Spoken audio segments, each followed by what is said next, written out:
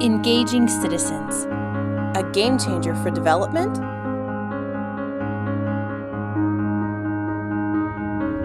Strategies for Recruitment and Participation with Tina Nabachi, Associate Professor of Public Administration and International Affairs, Syracuse University.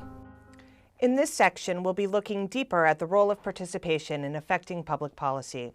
The categories of thick and thin are very useful for conceptualizing productive participation, but the tactics used within those categories vary tremendously. 4 strategic questions are useful for understanding some of these variations. First, who should participate and how will participants be recruited? Who participates is a central issue in public participation. To answer this question, participation leaders should examine who is affected by the issue, as well as the stakes involved for those who are affected. In general, the more people affected by an issue, and the more an issue deeply affects people, the more participant recruitment matters. There are 3 primary recruitment strategies which may be used alone or in combination: broadcasting announcements through the media, recruiting participants proactively through networks, and selecting participants by random sample. For all of these approaches, it is important for organizers to put themselves in the shoes of potential participants and think about the incentives that might compel them to engage, as well as the barriers that may stand in their way. Second, how will participants interact with each other and with decision makers? In general, there are 3 interaction or communication modes: one-way, two-way, and deliberative. One-way communication is the unidirectional flow of information between people, and two-way communication is the reciprocal flow of information. These methods of communication are best used for relatively simple, low-stakes issues. However, when issues are more complex and the stakes are higher, deliberative communication is generally better. Deliberative communication is more focused on problem solving. It requires a group of participants to take part in an open and accessible conversation in which they reflect carefully on a matter, weigh the strengths and weaknesses of alternative solutions to a problem, and aim to arrive at a decision or judgment based not only on facts and data, but also on values, emotions, and other less technical considerations. In deliberation, all participants should have an opportunity to speak, listen attentively and consider the contributions of others, and treat each other with respect. Although deliberation can be labor-intensive and time-consuming, it is useful and sometimes essential for high-stakes issues. Third, what information do participants need?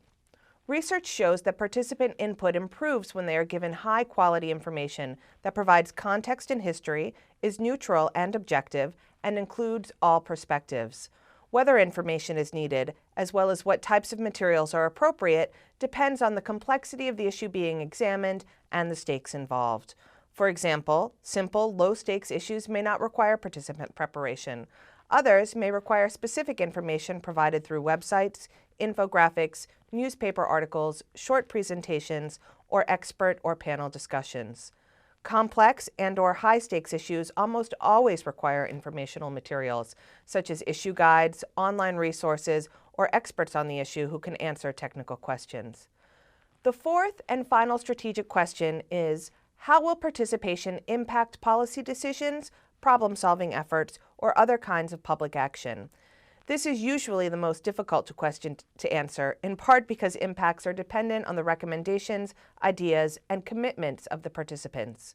The International Association for Public Participation's spectrum of public participation provides a useful graphic for thinking about how public input will be used.